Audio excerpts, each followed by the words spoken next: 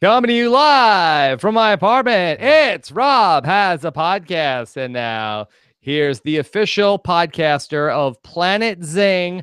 I am Rob Cesternino. Hello, everybody, and welcome back to Rob Has a Podcast. And we're very excited because we've got a really great show for you guys here live on Wednesday, August 23rd, because we have a woman who not only is worth a couple of fun points.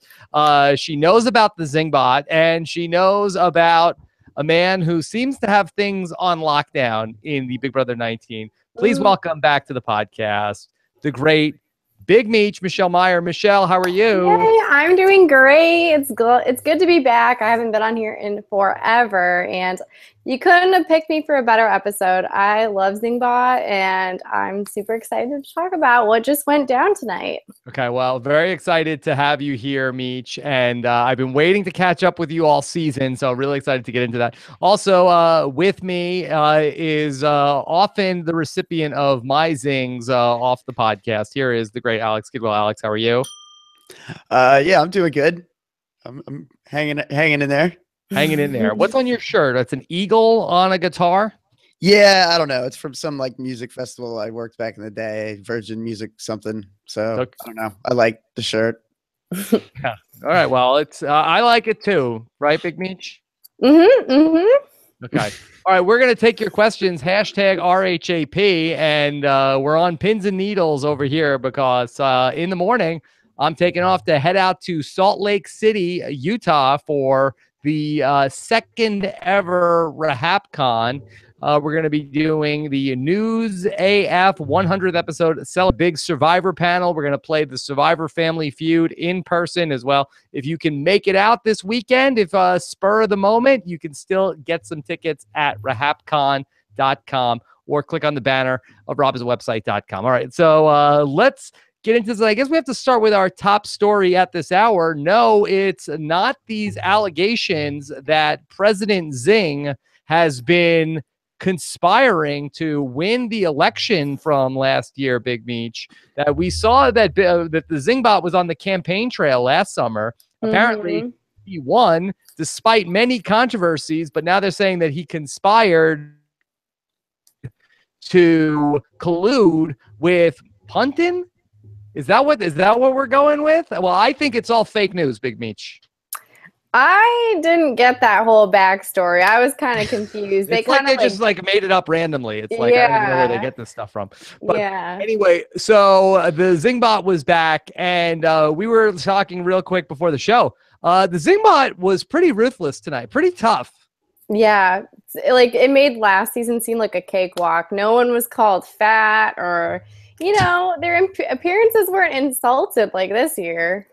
Yeah, the Zingbot really, Alex, is it fair to say that have the house guests talked about any bullying from the Zingbot this season?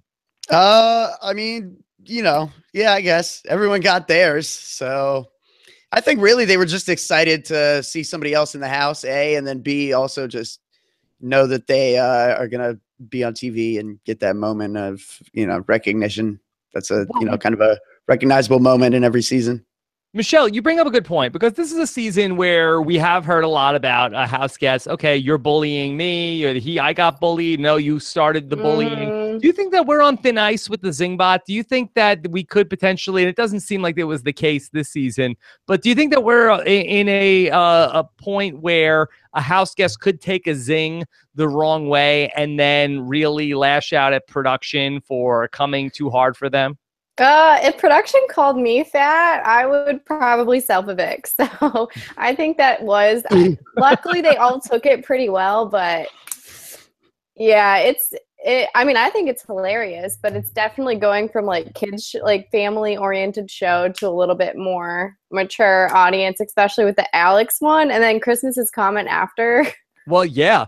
I mean, my son was upstairs, who he's going to be 4 next month. And like, I'm always trying to get him like a little interested in these shows that I talk about.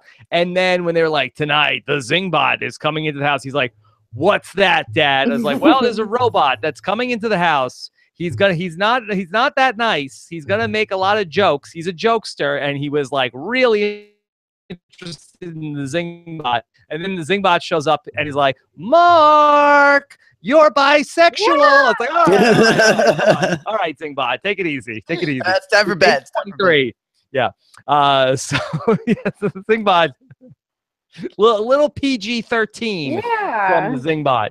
But yeah, he did have, he really came hard for some people and not so hard for others. Paul's was a joke. That was a joke. I mean, no, everyone has been giving him crap about losing $500,000 for the past year. So I don't get, they told him to shut the, I don't know if I can swear on here, but they used that bleeping noise last year, and I felt like that one was way worse than it was this year, even though that one wasn't even that bad. Yeah. So, Michelle, going down, you tell me if they got off easy or not. Mark, you might be bisexual because every time you tried to get sexual with Elena, she said bye. I thought that one was... that was fine. I mean, was that diary room session of Mark crying, was that because of the Zingbot comment, or was that earlier? Because I had assumed that was earlier. I couldn't tell. I thought that we might have gotten like a montage of Mark crying about stuff there, Alex. Do you know? Was that in response to that zing? I don't know. Let's go with sure. Okay. Sensitive guy. He's a sensitive soul.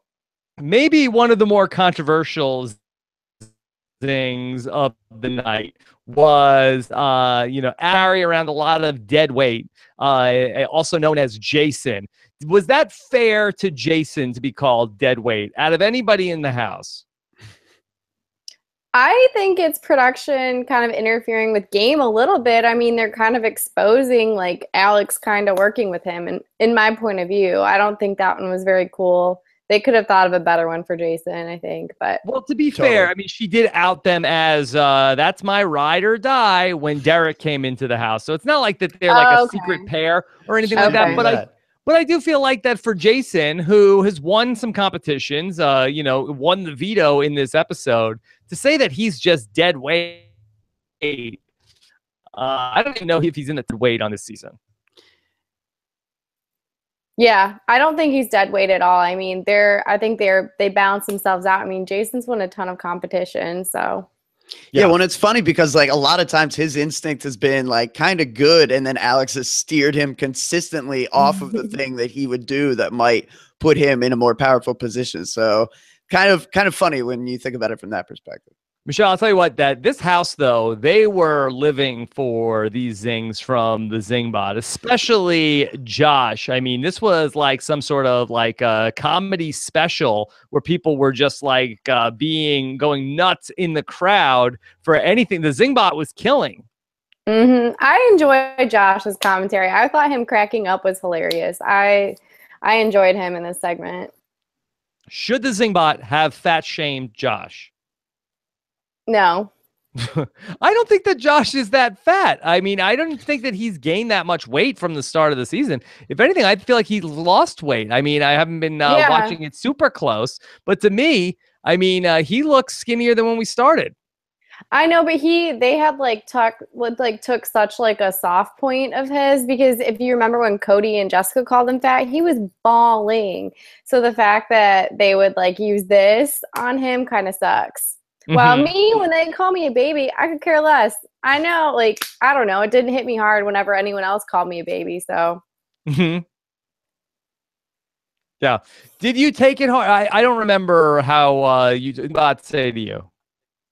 They said there's a new baby announcement in the Big Brother house. She sleeps all day, is always throwing up, and never stops crying. Welcome, Big Meech. And I didn't think that was bad at all. I mean, all those are true, so. Okay. I don't know that you were always throwing up, and it seems like a little bit of... I know, I threw up like 3 times. Just like a really emotional person. Yeah. Exactly. Oh, there you go. There's one. There you go.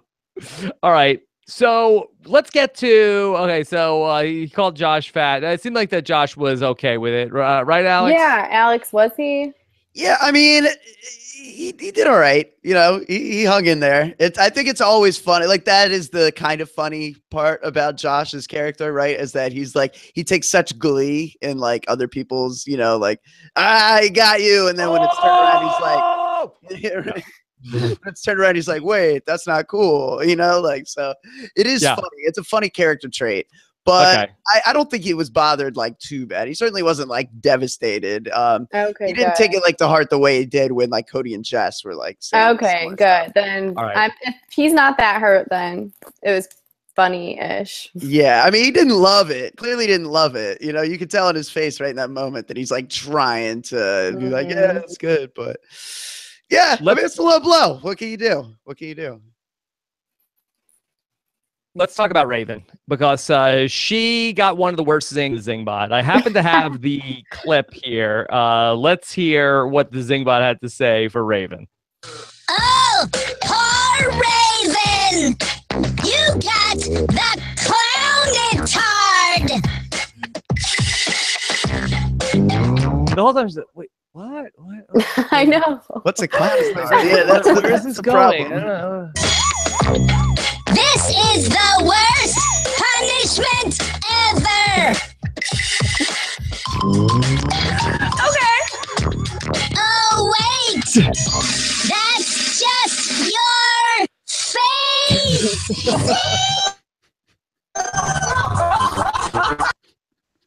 Better or worse, Michelle, when the contestants don't get what the Zingbot is talking about? Ah, gosh. I can't believe she didn't have any clue. Like, she's the only one that wears the like this bright lipstick. And you know what was funny? Matt was cracking up so hard, more than anyone else. And I think that was the best part. Yeah. Zingbot is so petty. He should wear the petty bot. The petty hat. Petty hat, yeah. So they really came hard for Raven. Alex, how did Raven take that after the fact? Well, yes, she didn't like get it. So there's ignorance is bliss, right? Like, just I'm gonna go do another thing. Like, so yeah, I mean that's kind of nice. Yeah. I mean, it really, yeah. I think like from a viewer's perspective, it is like kind of funnier when they don't get it because it's just. Yeah, I don't know. All right, so Paul, we touched on that. Paul, you taught me so much. Friendship, piss, and then how to lose 500K.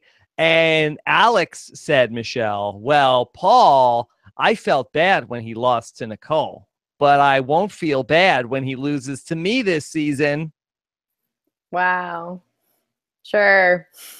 Planting the flag on that one. Yes, things on you, Alex.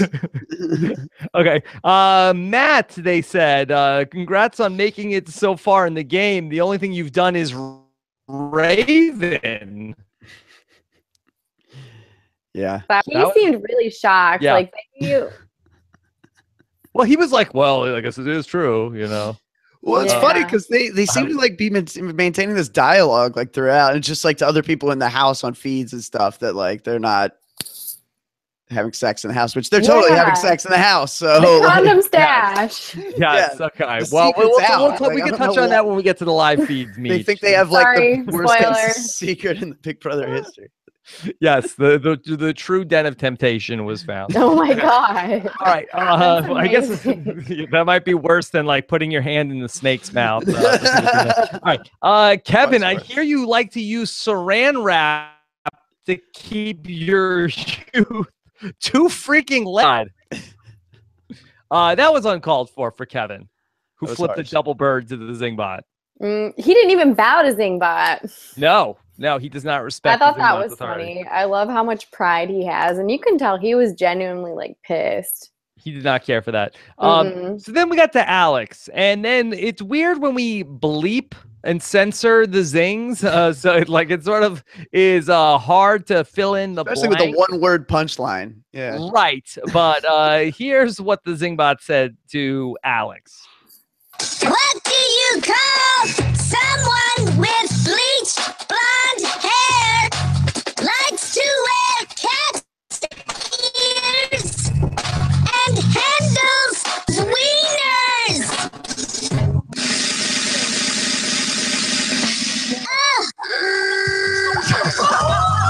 What do you think he's saying? I'm filling in the blank here. It's like match game now. Like, I've been seeing lots of stuff on Twitter, so yeah. I don't know. From what I understand, the Zingbot got the whiteboard.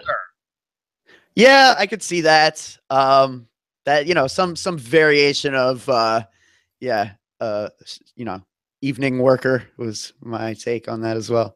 I think what's worse was Christmas's comments after saying, Yes, like, yeah, she was way able to worse. cut tops. Like, if her job doesn't Great. work out for her, she can. Yeah, Michelle, well, hold on a second. Let me go ahead and play that for Sorry. you. Here's what Grandma Christmas had to say Grandma about Alex. Zingbot, you forgot to mention her perpetually low-cut bras. Those things are dangerously close to popping out. Yeah, who asked you Christmas? I know. Last time I checked, Christmas walks around in sport bras too. So Yeah, like I give Yeah. Christmas credit. Like it must be tough to be trapped in the Big Brother house and be unable to move and not gain weight. Like I don't know. Like I give her a lot of credit that she's just like, you know, she can't exercise and she's got nothing to do, and somehow she's still like she maintaining. looks amazing. That's great. But yeah, like what the hell, man? Like this, it's really not cool. And not for nothing, the first person who like had a you know, wardrobe malfunction on the feeds was Christmas. So she shouldn't be throwing stones in the glass house there. I don't even know why the show put that in there. It just was so catty for Christmas to say that about Alex. I don't even know what purpose it served. Yeah, it didn't segue to like a, you know, Christmas thinking about getting rid of Alex on her HOH or anything. It was just like dropped in there. It's just like, yeah, random. Yeah. So I thought that was tough. That was tough on Christmas's behalf. But don't worry. Karma was going to get Christmas by the end of the night because the Zingbot, who really was, you know, the Zingbot talks so slow that they can, with the Zingbot, to just tell like 8 jokes. And he really came for Christmas he had set up Christmas. You have such a good heart. There'll be no coal in your stocking this year. But then, for the first time ever in my memory, the Zingbot broke into song to say this. However, you will find 10 shattered bones, 9 weeks and a half, 8 surgeries, 7 more x-rays, 6 years of rehab, 5 titanium screws, 4 hospitals, 3 pain pills, 2 crutches, and a guilty rodeo clown. I'm so distracted by Paul's laughing in that clip. I wish we could just take that out. I can't. 6 years of rehab I thought was rough from the Zingbot. Yes. Yeah. It's really. Yeah, And that's only tough. 2 pain pills. I was like, what? There Yeah. should be, I think there should always be more pain pills than years of rehab. Rehab, right? Yeah, that's fair. I'm not a doctor, but Yeah. So the Zingbot really did bring it tonight. So a lot to say, and maybe in some way that this was, you know, so many people have been complaining about this cast, and well, not Christmas's cast, but the cast overall. So maybe this was a little bit of a catharsis for the viewers of the show, especially for the live feed viewers. Oh, if I was a We'll viewer, see. I would think this is all hilarious. I just kind of feel bad for some of them because, you know, when you get stabbed in, you know, an area where your self-esteem is kind of a little bit iffy, it really does hurt, especially when you're in that house. yeah. Okay. I mean, and when you've been on feeds for like 60 days, like there's plenty of material. They know exactly what to go for. Yeah, you they know? do. know. I mean, even with Christmas, like she was really upset, I mean, about not being able to, you know, move really right now. So they got her good. All right, Michelle, let's talk about Paul and what he's been up to. First off, you spent so much time with him in Big Brother 18. He Mhm. came back, and I have to say, been very impressed with what he's been able to pull off this season. I did not think that he had this gear to go to with his game. Impressed watching Paul in Big Brother 19. Me? Yeah, I mean, I think he's playing a really good game, but the thing is, you have to have a susceptible cast, which I think these people are very susceptible to, like, just going with the leader, if you will. So I don't know. I think it's a balance of both things, but I mean, yeah, he's probably going to make it to final 3 at least. So what in your mind was the difference between a season where even though we had a veteran win the game, that there was at least seemingly more of a resistance and people wanting to target the vets last season? Well, I think there's 4 of them. So they kind of almost gunned, like Frank and Day were gunning for each other. So it's more of he has no, like, he doesn't have any other vets to go up against him. And everyone sees him as this, like, bed of knowledge and advice and just this, like, veteran, if you will, that can guide them along the way, which isn't a good way to look at someone. That Yeah, has totally, advantage of totally. the game. I think when you have like the multiple veterans on some level, like you could look at it the one way where it's like, oh, they can work together and dominate the game, but they also all want control. And yeah, so if they're all exactly. going to be fighting over like majority control, then it's going to create this dynamic. And your season was extra interesting because like, yeah, you had the 4 vets, but also you had 2 siblings of former players who have like obviously more knowledge coming in than you guys do as new players. Right. So, I mean, that even added more to it where like Paulie and Tiffany were certainly like really trying to interject and, you know, control the game from the onset. So, Michelle, I want to ask you about this plan that Paul has hatched where he's with all of these different pairs in the game right now. And I see a potential problem, and I want to get your take on how you think Paul is going to be able to work this out. So, all right, Mark is on the block. Mark is the one person you could take out easily. Nobody's going to be upset if Mark goes home. But Paul has aligned himself with all these other pairs. And so what happens at a point where next week we have, say, a Matt and Raven targeted by one of the pairs, or Josh and Christmas targeted by one of the pairs, or even an Alex and Jason targeted by one of the pairs? Because Paul's strategy is to have the pairs target each other.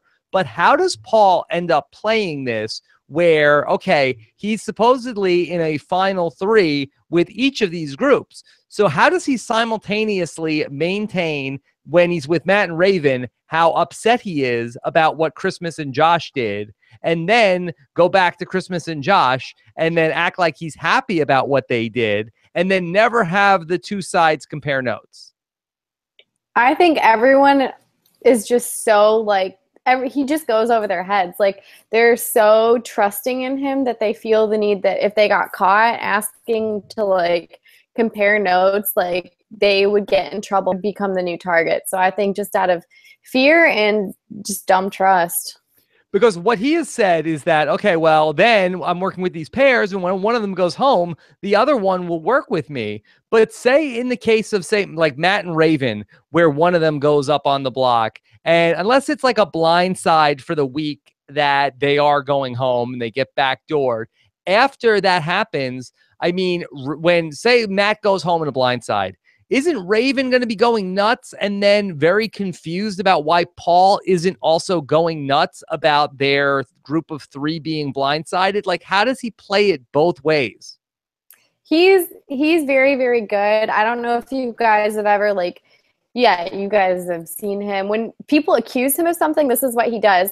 He will just like he'll do it, call them out in front of everyone, and then just like ask them specific details like, why did you say this? Who said this? When have I ever done this? And in that moment, that person can't. He did it to me, and I've seen him do it like 3 times this season. They can't think clearly and give him like the information to expose him. So they just look stupid and untrustable. So I don't know. I think he's going to be fine. So he's almost got to get, like, let's say Josh wins HOH next week, and they go for Alex and Jason and get one of them out of the house. Then after the fact, he's got to then huddle up with them and say, okay, look, I'm going to go and I'll pretend mad at you, and then I'll yell at you in front of everybody to keep my cover, and then I can explode in front of the house and call you guys out for blindsiding Alex, and then nobody will think we're working together. That's what he's got to try to sell. Yeah, I think he's all about fake fights. He's all about pushing buttons and making people explode. So I think he's going to be, unless people start really like banding together to get him out, I think he's going to go far still. Alex, what do you think of this? Do you think that Paul has anything to worry about when the pairs do inevitably target each other? Not so much. And I mean, I guess it's something, we can get into it. I mean, there's more kind of that have come like on feeds today, I guess, along these notes. But the key, I think, to his game moving forward is to convince, because yeah, you're right. He's aligned himself as the third wheel to 3 different pairs. And going forward, it would seem to present a problem to start, getting those pairs to target each other.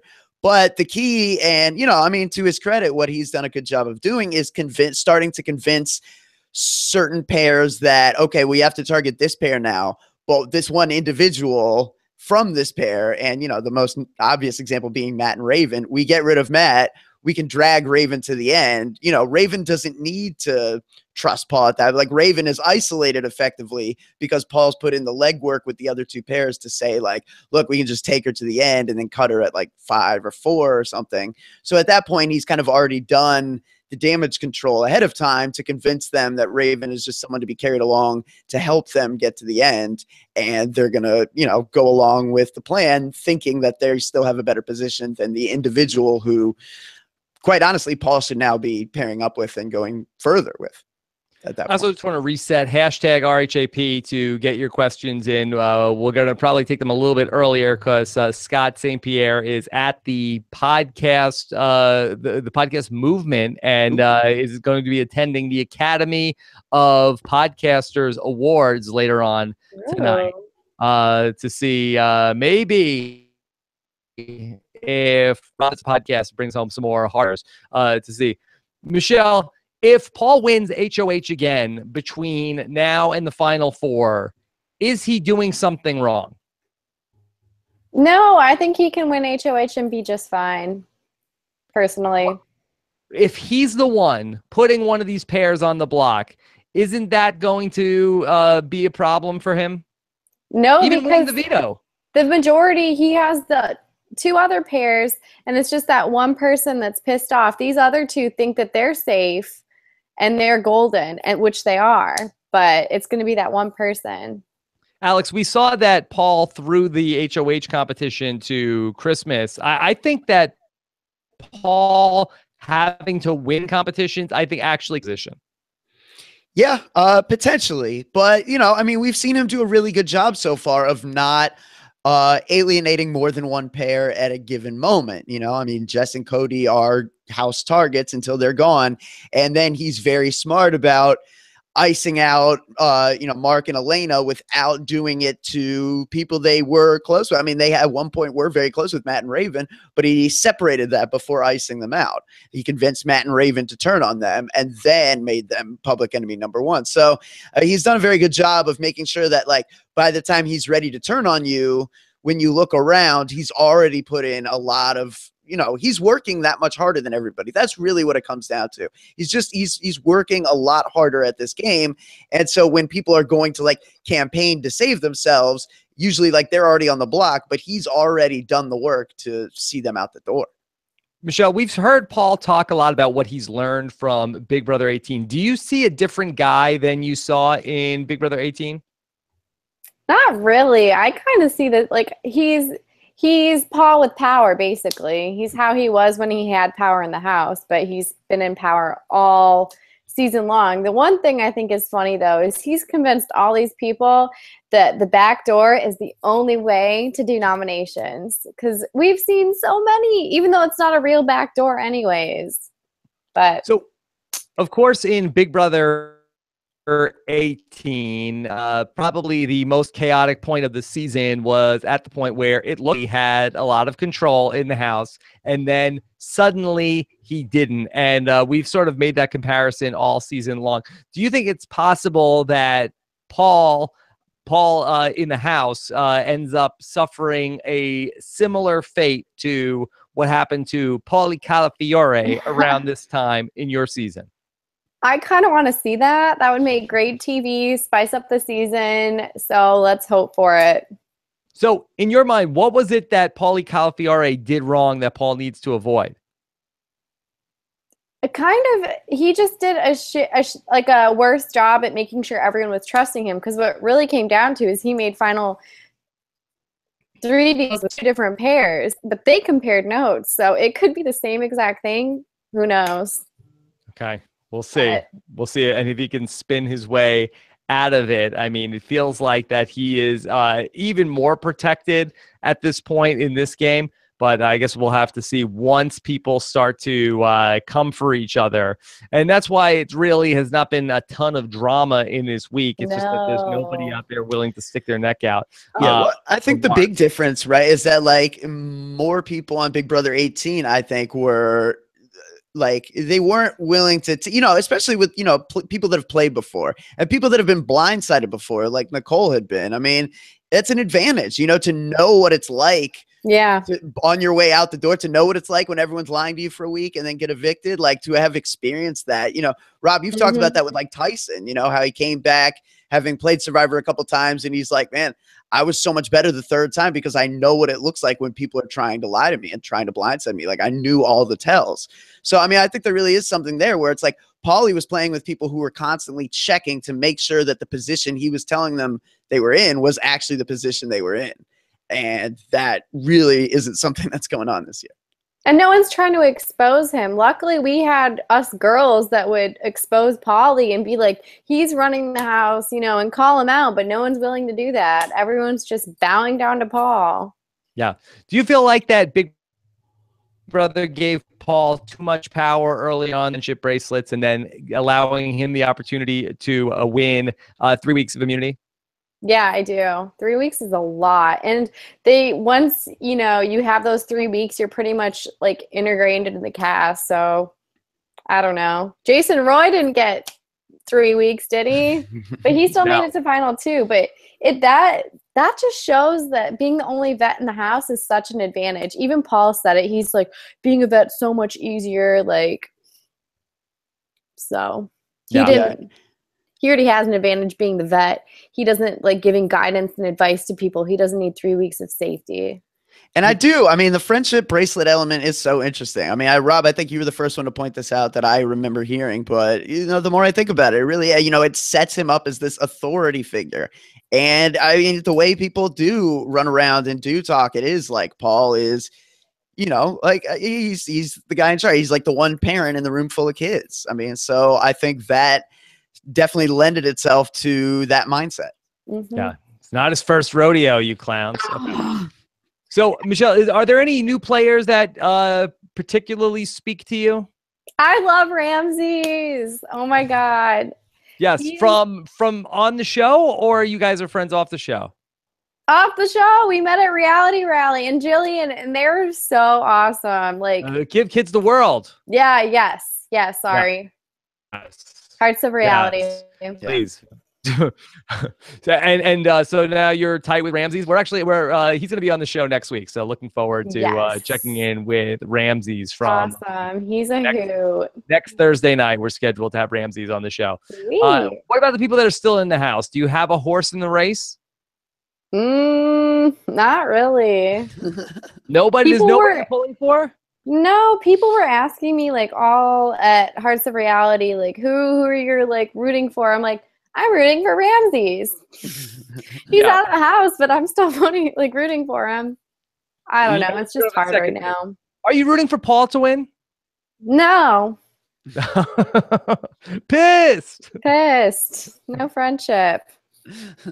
Why not? Why don't you want Paul to win? He's just had it's just such a big advantage in the game. I mean, he is playing really well, but I don't know. Like, if he did win, I wouldn't be like mad about it, but I would like to see a newbie win personally. Michelle, do they owe you a royalty check? I was thinking about this earlier. Do they owe you some kind of like acknowledgement or recognition for the theme this season? Did they get like the idea for Temptation and Apples from you throwing an apple at Paul? I swear they have an apple. It's Paul. It's apples. It's too many coincidences for it not to be like and from Snake. You. Yes. A lot of stuff was borrowed from. I thought that was insane. Yeah. All right. I want to take some questions from the listeners tonight, and questions for Big Meech. Lauren asks, why didn't production save this comp for next week when Christmas couldn't compete as the outgoing HOH? Meech, as a super fan, I'm sure you know that typically this challenge is played for HOH. Here it was played for veto. Why do you think that was? Ours was veto too. Was it a veto? It was. and it's usually the final 8, and production plans all their competitions out, so they're not going to make any special accommodations for Christmas. Okay, sorry, Christmas. Okay. Yeah, I do miss seeing this on feeds, though. I wish it was still an HOH comp because it was fun. You know, it lasts for hours and people be falling around. I think it's less fun to watch as like a montage. You know, I mean, you get some good, you know, quick edits and stuff with people like talking in the diary room about how they're going to win and then falling on their face. But I like that in conjunction with getting to see it in feeds. You know what? I could give or take this. I find it, you know, whether it's on feeds or live, I'm sleep. Sleep emoji during this challenge. Jeremy Crowther, should BB consider changing the veto draw? Maybe opt in. These backdoors are getting tired without any blindsides. Michelle, is it the house, or do you think that there is something wrong with the veto selection process?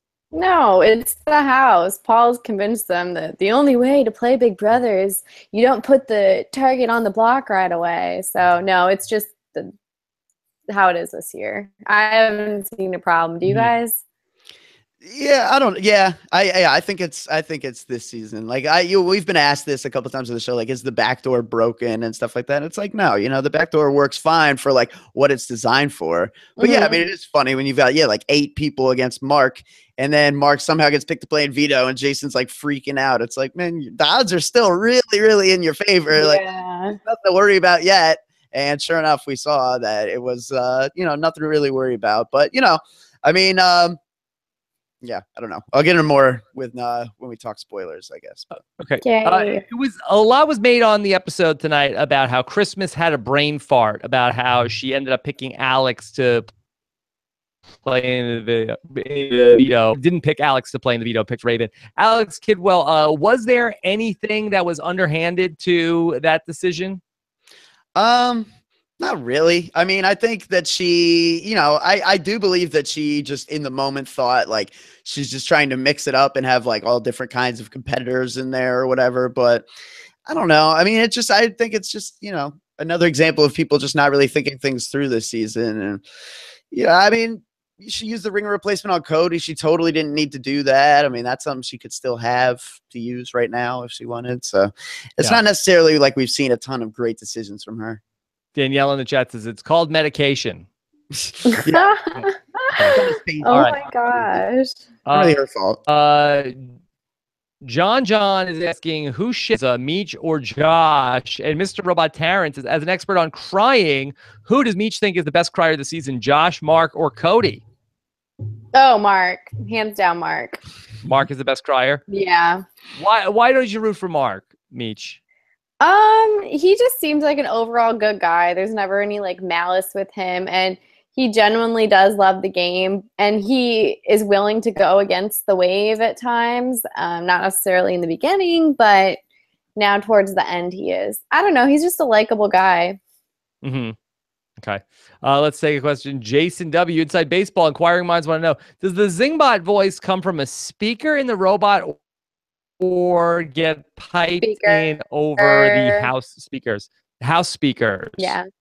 Okay, now it's not actually coming from the Zingbot himself. No, yeah. That's a good question. Yeah, I wanted to know that too. Yeah, because it was weird. I remember when we heard like the Zingbot, like I was sleeping in the have-not room and it comes over the speakers like Zingbot. So we didn't even see him. We just heard that at first. So it's really just the guy like just miming in front of you. Yeah. Now, is it recorded ahead of time? Like, are the Zingbot lines like in the can, or is at least the Zingbot voice doing it live? It's doing it live, so it's like, yeah, it's live. Yeah. Okay. People are saying in the chat it's not a real robot. I think that what kind of idiots think that? Wait, are you sure about it's a that? real robot. Yeah. Yeah, in fairness, my son said to me, I don't think that's a real robot, Dad. No, it's plastic. Yeah. Christina Z says, let's say Paul won BB18 instead of Nicole. Do you think they still would have brought a vet back for BB19? And if so, who? So, Michelle, you did cast your vote for Paul to win, right? Mm-hmm. Okay. Had one other person cast their vote to win for Paul, would they have brought Paul back for BB19? No. Okay. So who should we blame for this? Davon? Yes. Okay. So don't, hey, I hey, love you, don't Dave, blame, but- don't hate on Paul. Blame Davon. Yeah, this could have been fun. Would they have brought Nicole back for this season? I don't think so. I think Okay. that Paul's in LA. He was great entertainment. He had all these catchphrases. I mean, he's a entertaining guy, and he's a showman, as Cody likes to say. Yeah. Latasha says, would they have brought back Victor?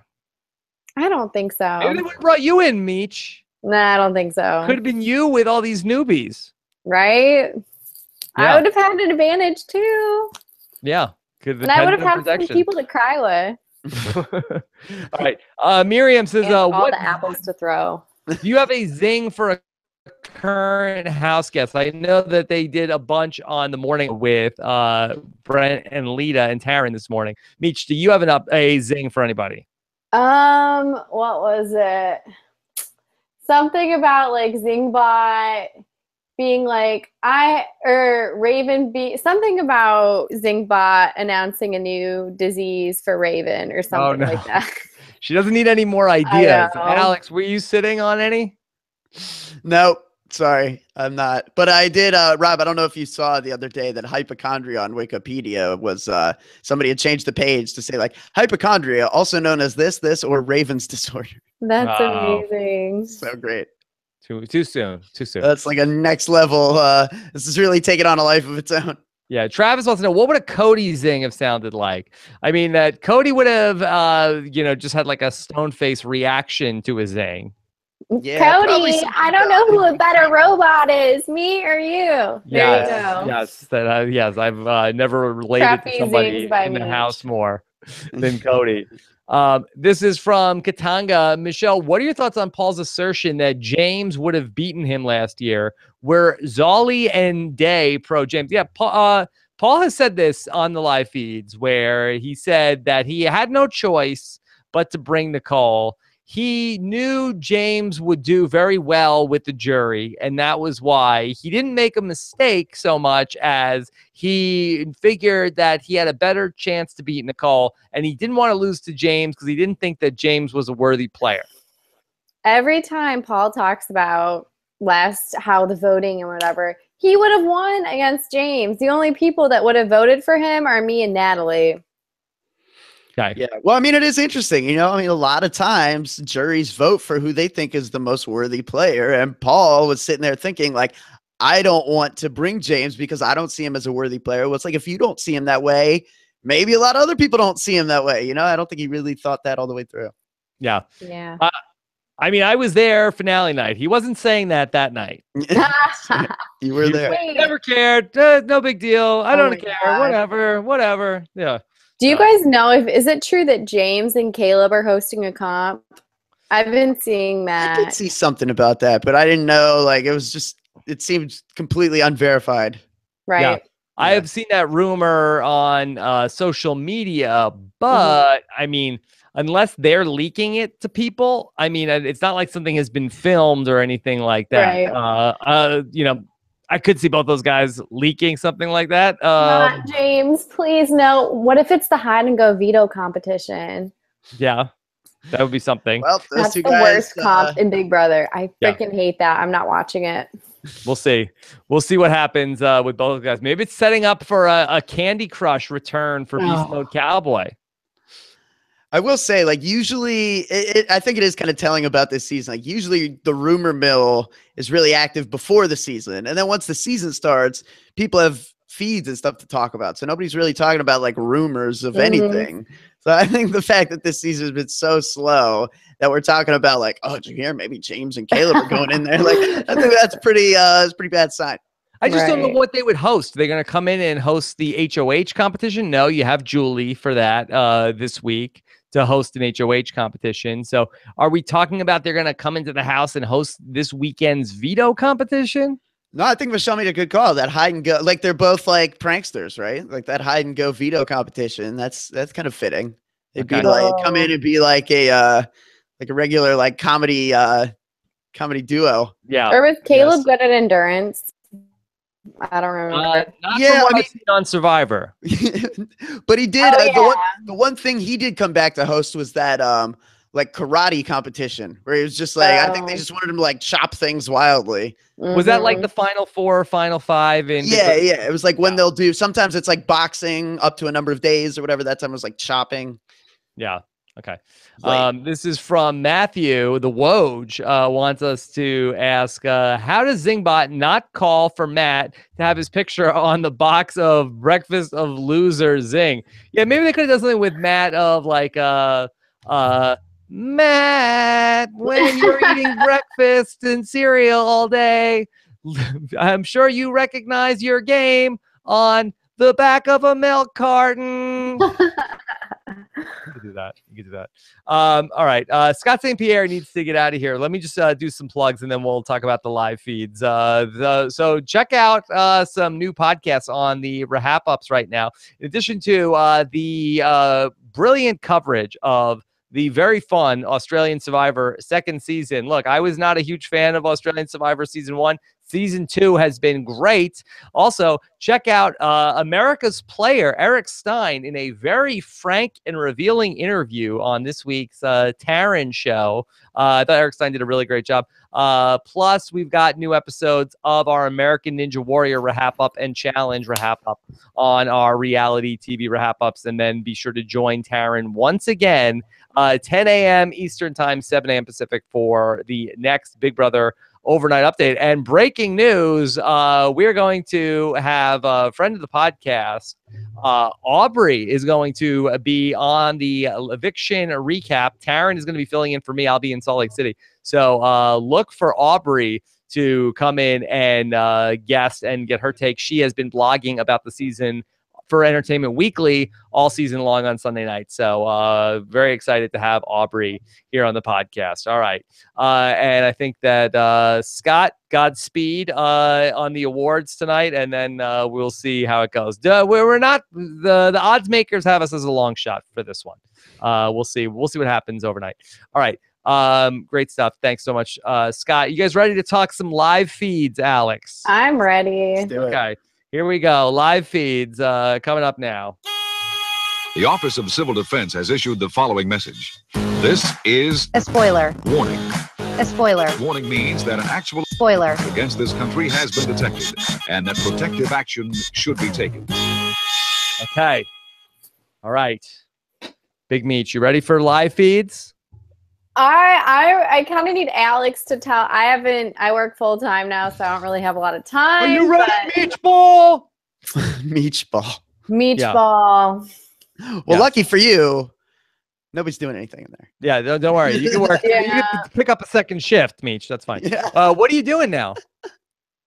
I'm a dietitian in hospital. Okay, congratulations on Yeah. that. Exciting. Yes, that maybe you can work with Raven when she gets out of the house. Yeah, fun fact. I deal with patients that have gastroparesis, and none of them are really dying, and none of them have a pacemaker. So Okay. Well, maybe that you can come in and bring this news to Raven. She'll be very excited that you can come in. No, and- she wouldn't be excited at all. Are you kidding? Something No. like that. You throw it in No. their face that they're not as bad as they think they are. Well, No, again, they're going to get a second opinion. We are not only Meech here is the only health professional here. Alex and I are amateurs, so we're only speculating on what we see on live. But I feeds. All play right, one on YouTube. all right, Alex. So what's the latest from the feeds? Any movement for poor Mark? No, I mean, it's borderline insulting that at the, there was multiple, Christmas DRs this episode that had me wanting to, pull out the hair I already don't have. But like the main one, she's talking about like, I need Paul to go ahead and win this so I can keep control. Like, you don't have control. You're not going to have control. No, and if you decided to change up the plan, Mark would still go home. Like, let's not pretend anything different. And then at the end, she's like talking about how, but Matt is there and he's part of a power couple. So if I want to take the shot, the opportunity is like, no, if you want to take the shot and Paul says, no, that's not going to happen. So let's not pretend otherwise. And yeah, ultimately that's just, you know, an insult to our intelligence because Mark is always going.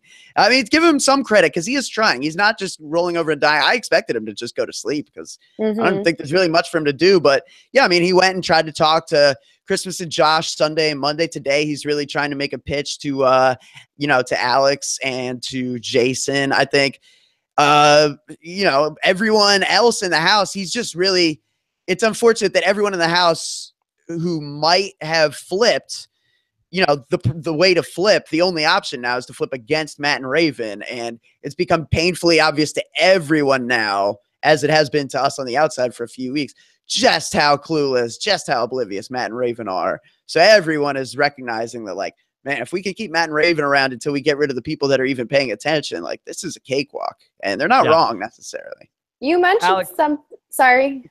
Go ahead. No, I was going to say you mentioned something beforehand saying that Matt and Raven were kind of like being iced out. Yeah, well, so the thing I was talking about with the idea of like, right, like if the power couples were to turn on each other, like how can he maintain that? The thing that Paul's already done, and really today and yesterday, like a lot of work was put in. And you know, a lot of it he didn't even have to do. It's just like other people seeing how kind of obvious it is that Matt and Raven are just hooking up and not paying attention and not really playing. And that Raven just seems like such a non-threat. And everyone is talking and like they all kind of don't believe a lot of her stories. Like Raven has just been going on for too long about too many different things. Like she's reached like Boy Who Cried Wolf territory a bit. Where like even Jason on feeds like an hour ago was just saying like, if at the end of the season we find out that Raven is a liar and doesn't have all this, it'll be the first time I hit a woman and stuff like that. Like people are really like, it's just maybe like we'll walk that one back. Yeah, no, Yeah, gets worse and worse as like so it's just been like circles of people talking about like how they don't necessarily believe Raven, but it's really undermines Raven's credibility. And I think everyone realizes like Raven really can't win this game. If they were to get rid of Matt, they feel like Raven wouldn't know what to do with herself. So, you know, that's great for Paul if he can convince the couple of Christmas and Josh and the couple of Alex and Jason that like, hey, a Final Four with you two and me and Raven is what we want. Then like, man, he's in really good shape at that point because the first like big hurdle that you were talking about, which, you know, finding a way to get rid of one of those couples without angering the others is cleared. I actually think that Raven might come alive a little bit if we see Matt go out of the house. I just think that maybe she's lulled into this position. Well, I should be even more alive, Meech. Good pun. Yes. I feel like that she, to me, is somebody who feels like, okay, well, I'm going to, like, she's oblivious, but she feels like, okay, well, Matt's going to give up the game for me and Paul's going to give up the game for me. She doesn't feel like she needs to fight. I wonder if her back was against the wall, if we might see her just go loco. Is that possible, Alex?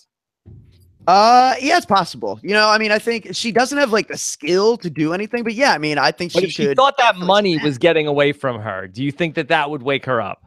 Yeah, I think so. I mean, but I think we've seen kind of like, I think a good example, like maybe like Big Jessie in Big Brother 15, like, you know, she was good with the plan until all of a sudden like, whoa, I'm on the block and I'm, you know, and then she snapped, but she didn't know how to, you know, it's like the whole, like you catch more flies with honey than with vinegar kind of thing. Like she lost the potential votes with her reaction. And then when she was trying to do any damage control, it was kind of too late. So I worry that that would be the path for Raven, is she would freak out on everybody, make everyone mad with her reaction. And then like a couple days later, 3 days later, when she realized she has to campaign for votes, come back and say, oh, I'm sorry. But at that point, I think they're all going to be like, you know, Alex is an emotional player. A lot of these people are emotional players, and Paul is fueling that fire and convincing them to play emotionally because it works to his benefit. So emotional person. That's right. Yeah, that's right. All right. Me and Big Meech want to talk about Bracelet Gate, Alex. Cool. Sounds good. Not really. Can you set up Bracelet Gate? So, yeah, I mean, it was, you know, I guess you got to give Raven this, right? It was such a boring week. I mean, there's nothing going on. And at least, you know, created drama out of nothing last night. So you got to give her that. Raven's bracelet, who I guess was given to her by a friend with the same disease, who, I don't know, did she say she passed away? I can't even remember now. She went on for so long about this friend and the bracelet and how much it meant to her. And she couldn't find it. And she was just hysterical. I mean, it just was driving her nuts. It like a whole house-wide search ensued where everyone's looking for the bracelet and everyone's like concerned for it. And I think, you know, this is part of what contributed to now today they're all kind of fed up with Raven. It's like, you only have so much of this and people have to be around you all the time, where eventually people are just like, boy, I'm kind of tired of dealing with Raven's like craziness every day. And yeah, I mean, eventually they found her bracelet behind like the coffee maker. Like it was, you know, it was somewhere not hard to find, but it took hours to find. And then really the important thing that came out of it was like, Paul was able to somehow spin it into conversations about how like, I think Kevin probably hit it. And then people were able to like, you know, jump on that. Like, yeah, maybe Kevin hit it. Kevin has been acting really weird. That seems like something Kevin would do. Yeah. Like I think maybe you Kevin would hide a bracelet under the coffee maker. Yeah, of course. That's totally something Kevin would do. I totally see the reason and the logic behind. Yeah. Right now. I mean, it's just so. I bet Raven hit it for attention. I mean, didn't she hide the cat ears? That's a great idea. Yeah. Yeah. She probably hit her own bracelet. Another, probably not as pleasant discovery was made of Raven's stuff as well in the house, right? How about that? This clip, I'm up. Yes, I did see this clip as well, making the rounds. So there were some discarded prophylactics found in the nightstand. What were they looking for? Why? How did this come out? From Raven and Matt, from Maven. It's just, you know, I mean, it's not that big a house. There's not that many places. And what are you doing? There's a lot of trash cans, though. Yeah, there's a lot of trash cans. You can take care of that. But this is something like, I mean, we haven't gotten into it on the podcast, but, you know, Matt has like used, you know, kitchen towels in unsanitary manners late at night a couple times, you know, when no one's around. I mean, they're really going at it in there. And then the crazy part is that in the last few days, it really has been like people talking, Paul and Christmas especially, about like how, you know, ridiculous it was that like Cody and Jessica would be having sex in there and Raven would just be like, ha, I know, right? And it's just like, Raven, everyone knows that like you guys are banging in there all day. Like it's just. So what has been the opinion of the other house guests about this discovery? Then I did see the YouTube clip of this. Disgust. I mean, yeah, right. It's confirmation of what they already knew. You know, I mean, now they have like. Was there a confrontation of, hey guys, proof. This is not cool. This is not appropriate? Not really. It's just more like, you know, behind closed doors now. They're like, Matt and Raven are really like Paul right now is saying stuff like, I thought it was an act, but now I realize Matt and Raven really are clueless as hell. Like, I mean, it's just becoming, it's actually in a weird way good for their games because like the people were thinking like, oh, they're sketchy. I don't know what they're doing. Matt, he never talks. Like, I think that means he's smart. He's exhausted. He's up to something. Like, no, now they're realizing Matt never talks because his head is just so not in the game. Like lately, all he does talk about is like he said something today about like during the jury roundtable, if Cody tries to say anything, I will lose it on him. It's like, dude, you're already like saying you're going to be at the jury roundtable. Like what? This is so embarrassing. Why are you here? Anything about what? I don't know. What are you talking about? Towel? It's just like, right. Like you're projecting yourself as a loser. Like there's so much there's so much wrong with that. Don't you know him in real life? Is that you? Alex got him on the show. Right. Alex was the one that he leveraged his relationship with Robin Cass to get that on the show. No, I have a That's why he won all 3 Den of Temptations too, because of Alex. Yes. You. Yeah. No, I am. I'm disappointed, man. I knew a lot of just sharks over at where Matt works, like just really aggressive, successful salespeople. And I just, you know, I mean, if my buddy was any indication, he said like, man, Matt is great with the ladies. And I'm like, all right, well, as a salesperson, like that, there's like, I think 1 woman that works there out of like 100 people. So I know he's great with the fellas. So I thought he would do well. Did your buddy see him like dating or like being with Raven? Like, is that like Matt's type of girl or what? He said Matt that couple's weird to me. His type of girl is a girl with a pulse. He said Matt was getting in a show. He was getting in at least 1 showmance this summer.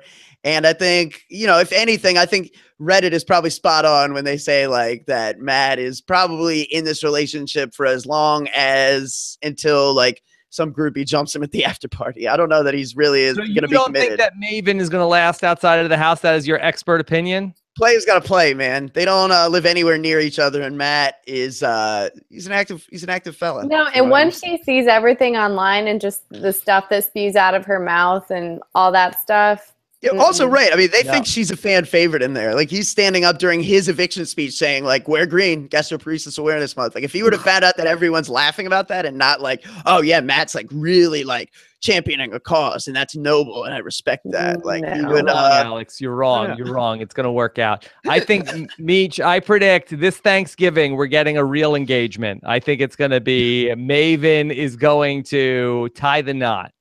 Are you having Jessica on again? Why? We need to push this proposal. If Paul does win, Jessica or Matt and Raven? No, I want Jessica and Cody. Yes. Why were you Jessica Cody fans? I like them together. Yeah, they were the underdog, and I mean, you know, there's always some controversy, but I love how everyone has to qualify it, right? It's like, yeah, I liked them. Yeah, you know, I mean, there was the controversy, but you know, it's no, I liked them. You have to say it, right? Yeah. Yeah. All right. Well, let's predict where we're going to go from here. So it looks like Mark is going to go home, barring a act of God at this point. And so Mark goes out, but then things are going to get a little tricky. Meech, could you forecast the next HOH? I predict Jason or Alex winning again and sending Kevin home. I think Kevin's next. Really? That you think that Kevin would go out on a Jason HOH? Alex, does this seem likely? It's definitely possible. I think, yeah, I mean, you know, you're running out of targets, and I think that Paul is going to do everything in his power to keep Christmas, Josh, him, Jason, Alex intact as a 5. I think, you know, I could see Matt going out now too. I could see them going after Matt and Raven with the full emphasis on taking out Matt.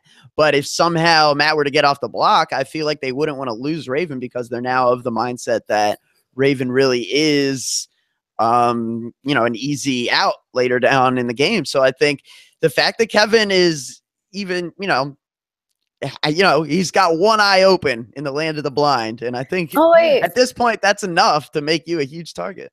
Guys, look, it's Josh's best friend. The owl. Remember this segment? Yeah. That was the best Big Brother segment ever.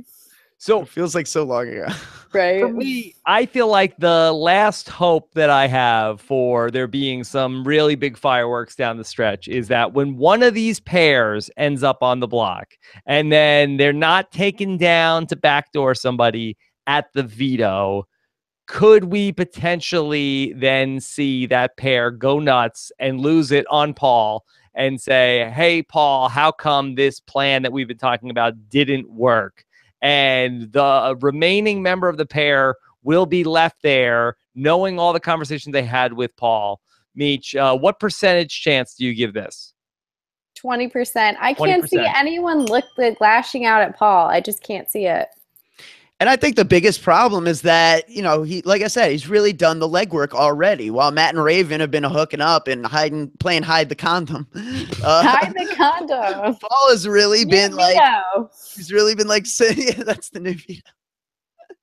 Paul's really been setting everyone against them in the proper path for him to succeed. I mean, because it really is like, it's a situation where they're going to get rid of Matt and they're going to leave Raven around. And even if Raven is mad, like Raven and Matt are just so misguided at this point in terms of where they stand in the house. They really think they're in it for the long haul with Paul and like Alex. They think they have like a final four there. Raven, like she's had conversations with Alex like all the time. And she just talked to Paul. Like, I really feel like me and Alex have like a sisterly relationship or like, you know, she's like, we're really close. I even think like Alex would, if I needed her to, she would step down in a wall competition for me. And like later, like 5 minutes later, Paul's laughing about this with Christmas. Like, Alex can't freaking stand Raven. It's so funny to me that she thinks this. So, I mean, maintaining that. Raven thinking that Alex is her BFF when Alex in reality just wants nothing to do with her and will cut her as soon as Paul like gives her the, like allows her to do so. I mean, that's when you have that degree of discrepancy, nothing's going to ever change. Can I ask you guys a question? Yes. Yes or no? What % chance of a jury buyback? I think it's 0. Julie said there's going to be no jury buyback this season. When did she say that? She said it on, on the live show, I think. Was it when Cody went home? Yeah. Yeah, but then maybe like Oh. they'll just change their mind. Well, They some expect the people were- unexpected. But I mean, there's still 9 people in the house, and the finale is in like 27 days. That's true. Well, what I had read somewhere is that she had said there's no jury buyback competition. So people thinking maybe it's like going to be a vote. Mm. Maybe? Okay, so you Expect think the that loophole. America could vote somebody out? Could you imagine like Paul gets blindsided, and then the next week Cody it's comes like, back again. No, The new Victor. Paul comes back. So we'll see. Let's see. Let me ask you a couple more questions. Jessica has a question, Alex. Do we know why they've been on lockdown for so long this week? We got to Not record the really. segment with Cody and James. I mean, yeah, well, there's just been, there's been varying things. I mean, there's been a lot of different, like, the feeds went down for the whole Derek thing. And then, that competition, the slip and slide competition, as we've seen on feeds, takes a long, long time. And then, yeah, I mean, I imagine now, like, they're locked in the house because they're, building something for Thursday and, probably doing some other stuff beyond that. I mean, they want to, start setting up for, they've still got like this, Apple twist or whatever going on. So I don't know. They're doing stuff. Okay. Let me ask you this question, Meech. This is from Dylan Borger. Hey, Meech, I love you. Do you think anybody can beat Paul in the final 2 this season? Ooh. Out of the people that are left, maybe Kevin, but that's it. Okay. Maybe Jason because of the kid thing, but I don't know. Alex, do you agree or disagree with those picks? Yeah, no, I mean, it's tough to see. I think if Kevin got there, he would have had to kind of fight his way there. And I think at that point, that would be respected. So, yeah, I think Kevin's a solid choice because, yeah, he's not in Paul's endgame plan. So something would have had to change. It depends. It depends. If, we talked about it on one of the shows, and Taryn made an interesting point, just kind of when he was looking at the votes, that, there's a possibility, like an outside possibility that, no, I really don't think, like, I think we could see Josh potentially cutting Paul at final 3 if Christmas is there with him, but I don't know that we could see a scenario where somebody besides Kevin really could beat him in a final 2. Do we think Cody would vote for Paul, like out of respect, or you know what I mean? Like out of respect for the game and like for Paul, or do we think that he'd still be bitter at Paul? I get the feeling he'd vote for Paul. It's not like other people in the house, especially the people that'll probably be there with him down at the end, are doing things that separate them from Paul. That's the thing. It's like, yes, Paul was the bad guy, but they were all just lackeys. So they're no less culpable. And in a way, they look weaker because they didn't actually pull the trigger. I think Cody would vote for Kevin over Paul. I think Kevin would be the one guy who was there at the end. And then he would invite Cody and Jess for Thanksgiving dinner. Oh, yeah, we'll go. You guys are going to get engaged during Thanksgiving dinner too. Yeah. This has been a much hyped Thanksgiving dinner. I hope he live streams it. All the Big Brother contestants get hyped for Thanksgiving now. They never know. We all see each other all the time. All go visit each other, just like we said in the house. Yeah, it's very exciting. Right. Yeah. Big Meech, great job tonight. Anything else you want to say about Big Brother 19? Not really. Yeah. Okay. Have you been impressed with this season or thumbs down? Thumbs up in the beginning. The beginning was amazing, but as for now, I'm going to go with. Do you think if it's a Raven Paul final 2 that it would go down in history as one of the worst seasons of Big Brother? Because I've seen it as top like 3 lowest seasons. Yeah, no, I've already seen people talk about how it's kind of it's down in that section. I think it would be flirting with that territory. I think it's hard to top Big Brother 9 and some of these other, seasons that are just remembered as being so bad that people tell you not even to watch them if you're getting into the show. But we'll see. We'll see. Yeah. I think we just need to change our perspective at this point, because I think to me it's now about, can Paul just keep all these plates spinning throughout this and see if ultimately it'll come crashing down on him. And I think that we just have to start, instead of like framing it like, can somebody stop him? Can he pull this off? I think is maybe the only way to make at least have some drama. Sorry. Yeah, but I did that Probably will. 3 years ago. Week 3, I was like, "Oh, Derek's winning this thing, huh?" And then I watched it anyway. Yeah. We'll see. Apparently, Derek was like he said something on the way out of the house. Like, did you guys see that? Yeah. Somebody actually tweeted Rob and I about this and asked if like we had a problem with it, which is like just Derek did. He said he like pointed at the word money, right? Because they have all these power words on the wall this year. Pointed at money and said like, "Don't forget what you guys are playing for this year." Like, it's something like that. And that's a good point. That's a good point because I do think that all of the really self-interested play that we've seen this week is probably a direct result of all the players now suddenly playing really hard because Derek said that. And now that's why this season and this week has been so great because everybody's now really woken up. Don't be results oriented, Rob. But they wouldn't shut up about Derek in my season, and they bring him back this season. They talk about him all again. Right. Yeah, but like even so, I mean, I don't think he said anything. It's not like he said like, "Don't forget what you guys are playing for," and stop being babies and following Paul. Like he didn't like really. Yeah, I'm glad he could have said that. He could have walked in the house and like, "Hey guys, just so you know, Paul's really running the the show around here. So make sure you could have said. Out. All right, I'm out. Nothing would have changed." I've been liking a lot of Derek's tweets lately. He's pretty anti-Paul. He's good on Twitter. He's good on Twitter.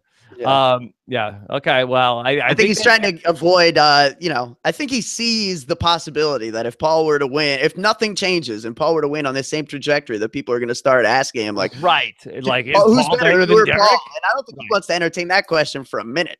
So he's getting ahead of this one. Well, I would love to talk to Derek about his take on everything this season. It would be very fun to get his opinion on all of that. So hopefully down the stretch, we could talk to Derek again on the podcast. All right. Big Meech, follow her on Twitter. Michelle, what is your handle right now? From my lovely sisters, I still have the same one. Michelle MBB18. Yeah. There you go. There you go. I wish they were watching this season and they could tweet about it because apparently their tweets were gold last year. Yeah, they were on fleek. Yeah. Yes. Meech, what's going on? Did you have anything you wanted to tell people to check out? Oh, yes. So I will be having some new products on Meech Bay. What is Meech Bay? What is Meech Bay? My eBay. Okay. So that's your user account? What? That's your user account on eBay? I don't remember what it is. Okay, so you just call when you put something on eBay, Meech Bay. Yeah. Love you, Meech Bay. I should make it that. But at Hearts of Reality, I got some loot for you guys. If you guys are interested in purchasing, Survivor fans. Okay. We have Adam Klein's lanyard. And Adam Klein's. Okay, now what do lanyards go for anything on Meech Bay? I don't know. I just find out what the market is, Rob. We'll find out what the market is. Boy, this is like taking Pablo out of the house. Oh, I know, right? I hope someone steals something. Hope somebody steals something and then puts it up on Meech Bay. All right, so if you need some lanyards, if you want to walk around with Adam Klein's credentials, is Adam Klein and who? Jay? Yeah. Okay, so those are some good. What about Adam Pock? You have an Adam Pock lanyard? Okay, those are tough to come by. Yeah, I understand. They're wrap out of bacon. Yeah, they're bacon scratch and sniff. I was gonna say. Yeah. Okay. Bacon. How much do you think Paul's sweatpants will go for these? I have a pair of his sweatpants. Probably still. Hold on to them. I think that that's a hold. Valuable. Hold on. Win the finale. Get him to sign them. If they're like black sweatpants, use one of those like white Sharpies or silver Sharpies. Perfect. And then slap that up on the Meech Bay. Are you guys going to finale? I would say probably TBD. more likely. Yeah, more likely than unlikely. We'll see. Oh, you haven't decided yet? It's like in a month, bro. Okay. Well, I gotta see if I got invited first, Meech. Oh, they're gonna invite you. We'll see how I did this season. They did send you props from last season, so you'd think that's a good sign. You got props? Yeah. Yeah, he's got Glenn's coconut at his house. Yeah. I could have sold it for you, Rob. I could have paid you some money. Yeah. Let me just turn around and flip it for you. I sold one of those, and you know how much it went for? $120. Oh my God. Damn, sitting on a gold mine over here. It's not worth that. Glenn's coconuts. Meech, who else do you still talk to from BB18? Pretty much everyone. Except Victor no longer talks to me. Why? I think because he's dating Nicole now. Okay. Dating. Yes. So I talked to Day, I talked to Glenn, I talked to Jose. I mean, very like Jose and Glenn very sporadically, but I talk to Natalie Bronte every day, Tiffany a lot. Yeah. Are a lot of people from BB18 not watching this season? No, I think more are than aren't. I'm usually the one that people come for updates, They though. say, Michelle, what's going on? Oh yeah, Tiffany just texted me like before the show and was like, "What were the things I missed them?" So. Okay. All right. Well, great job on the podcast. Always a pleasure to talk to you, Michelle. Hopefully, we won't go too long without hearing from you again. Yeah. And great job, Alex Kidwell, as well. People were wondering if your dog was okay, Alex. Aww. Yeah, he's fine. He just they sleep hard. See, look, he's moving around now. Yeah. Okay. We So went out for like a long walk in the California sun, and they get very tuckered out. they get You hot. live in California now? I do. Wow. Yeah. So yeah, All I'm sure. I'll probably find my way to some finale after bar, if nothing else. Can Yeah. I ask how you guys watched the episode then? Doesn't it air at like So an we can hour talk about later? that off sidebar. Okay. BB on that. Okay. All right. Have a great night, everybody. Be sure to check out Aubrey on the podcast on Thursday night, and then on Sunday we have the big Game of Thrones finale. It's an 80-minute finale, and we're just gonna, instead of trying to do the show later and later, we're just gonna. I'll do the show with Taryn as part of the live feed update on Monday morning. So no live show coming up on Sunday night for BB19. We will talk about the episode and the live feeds all on Monday morning as part of the BB update on Monday. All right, everybody, have a great night. Do we have a hashtag tonight, Meech? Hashtag Meech Bay. No, I was thinking more along the lines of Raven being a clown, something like that, or one of the zings, but I don't know. Okay. All Harsh right. Zingbot. Harsh Zingbot. All right. Have a good night, everybody. Take care. Bye.